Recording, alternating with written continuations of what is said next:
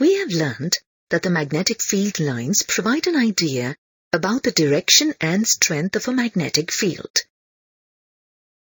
The magnitude of the magnetic field can be accurately determined by placing a small compass needle in the magnetic field. Consider a compass needle of pole strength M, magnetic length 2L, moment of inertia I, and magnetic moment M. Magnetic pole strength is a physical quantity used to measure the strength of a pole of a bar magnet or the hypothetical magnetic monopole. Here, the magnetic moment is the product of pole strength and magnetic length. Let this be equation 1. Place the compass needle in a uniform magnetic field of magnetic induction B, such that the axial line of the compass needle makes an angle theta with the magnetic field. Here, the magnetic field exerts a force F on the poles of the compass. This force is equal to the product of the pole strength M and the magnetic induction B. Let this be equation 2. The direction of the force acting on the north pole is along the direction of the uniform magnetic field. As you know, two poles of a magnet have equal pole strengths, but are opposite in nature. Thus, the same amount of force acting on the north pole will act on the south pole also. But the direction of the force is opposite to the direction of uniform magnetic field. Two equal and opposite forces acting on the compass needle constitute a couple. Thus, the moment of couple or torque acting on the compass needle is equal to the magnitude of the force into the perpendicular distance between the two forces. That is, tau is equal to F into D, where D is the perpendicular distance between the two forces. Let this be equation 3. From the triangle NSO in the figure, sin theta is equal to the perpendicular distance between the forces divided by the magnetic length, that is, sin theta is equal to D by 2L. Thus, the perpendicular distance D is equal to 2L sin theta. Let this be equation 4. Substituting equations 2 and 4 in equation 3, we get the torque tau is equal to mb into 2L sin theta. On simplification, the torque can be written as tau is equal to mb sin theta. Let this be equation 5. Vectorially, the torque acting on the compass needle can be written as tau is equal to m cross b. If we carefully observe the compass needle placed in the uniform magnetic field, we notice that the needle is oscillating. The deflecting torque acting on the compass needle due to the oscillating motion can be written as tau is equal to I alpha. Let this be equation 6. Here, alpha is the instant angular acceleration. Instant angular acceleration is expressed in terms of the angular displacement theta as alpha is equal to d square theta by dt square. Thus, equation 6 can now be written as tau is equal to I into d square theta by dt square.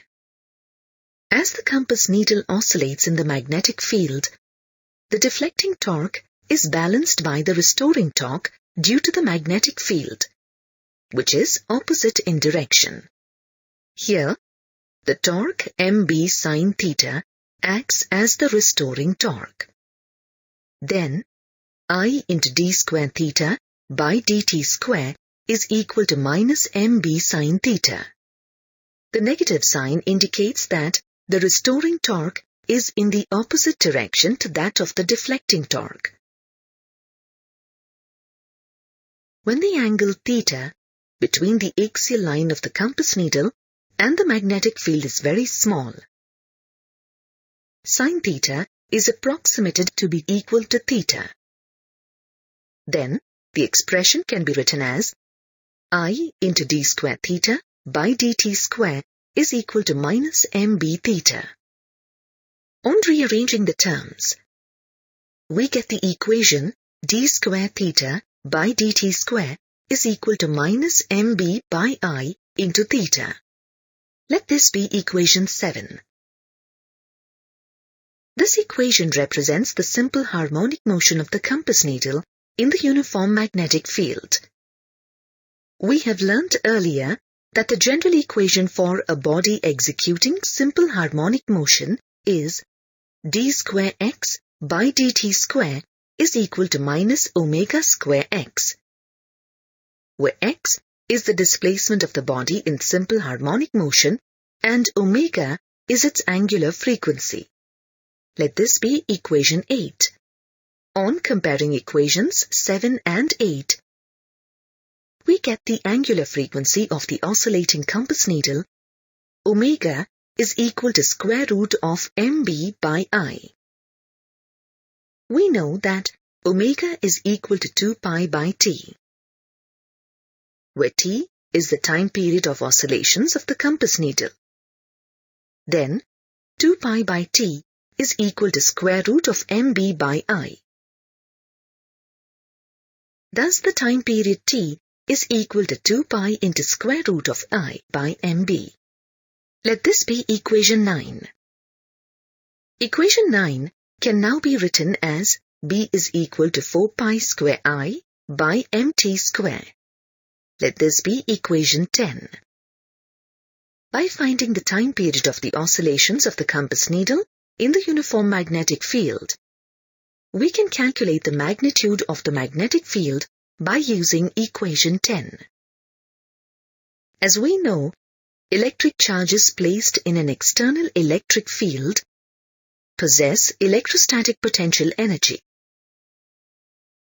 Similarly, a compass needle placed in an external magnetic field possesses magnetic potential energy.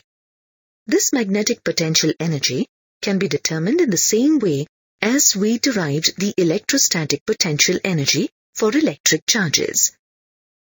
That is, the magnetic potential energy Um is equal to integral tau d theta. Let this be equation 11. On substituting equation 5 in equation 11, we get the magnetic potential energy is equal to integral mb sin theta d theta. Since the magnetic moment of the compass needle m and the field strength of the external magnetic field B are constant, we get the magnetic potential energy on integrating sin theta. That is, is equal to minus mb cos theta. Let this be equation 12. Since cos theta is involved in the expression, it can vectorially be represented as is equal to minus m dot b. Thus, the magnetic potential energy is minimum when theta is 0 degree. The minimum magnetic potential energy is equal to minus mb. When theta is equal to 90 degrees, the magnetic potential energy is 0. When theta is equal to 180 degrees, the magnetic potential energy is maximum, that is, is equal to mb. The analogy between an electric dipole in an external electric field and a magnetic dipole in an external magnetic field is given in the following table. Dipole moment of an electric dipole is similar to the dipole moment of a magnetic dipole. Torque acting on an electric dipole due to an external electric field tau is equal to P cross E. Torque acting on a magnetic dipole due to an external magnetic field tau is equal to M cross B. electrostatic potential energy associated with an electric dipole in an external electric field UB is minus P dot E. Magnetic potential energy associated with the magnetic dipole in an external magnetic field UB is equal to minus M dot B.